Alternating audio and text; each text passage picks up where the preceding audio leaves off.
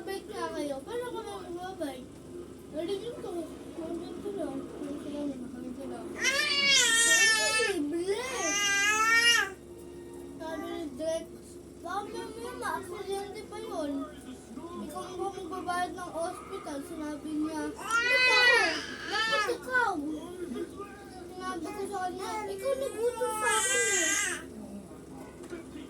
Sabi niya. Sinabi niya, pero ikaw nag-drive eh. Sinabi ko, ikaw pa rin, kasi ikaw nagbabayad eh. Ano ko na ang nag-Dexter? Jensen naman eh. Ang hindi mo Jensen, kailangan ko ba ang idan yung bibig mo? No! Dirty yan! Tagal din ang kinakain yan. O, tapos. Inis na kami. Ano naman namin? Ano nga pala sila, Bon? Tignan mo natin ako. Ano yan? Ano yan? Ano, cake? Hindi. Sino, Bon? Tapos sinabi niya, pwedeng cupcake. Hindi makapagkwento si Bunji si Pwedeng Jenjen eh. cupcake. Sinabi ko, sino po niya? Wala ko ng duct tape yung bibig mo eh. Tatawa siya.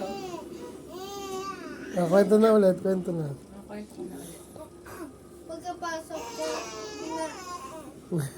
hinahanap ko si Don Don, yung ginawa ko ng ako, tapos tumakbo ako sa pinto, tapos gumundo yung pinto, gano'n. Natakot niya, natakot siya. Tapos. Tapos sinabi niya, mahugot po ako niyan eh, hinahanap mo eh. At sinabi mo, papakagat talaga kita. Sinasabi mo, Gusto niya makipag siya. Yeah. tapos, pagkatapos ko kumain, nababas ako. Kaya sinabi niya na, Sinabi niya na. Sinabi niya na ano. may sinabi siya sa akin, tapos naiinis na ako. Meron akong fireworks sa baril. Oh. Naputok talaga, nakaapoy. Ano, pansinin mo doon si Jenjen.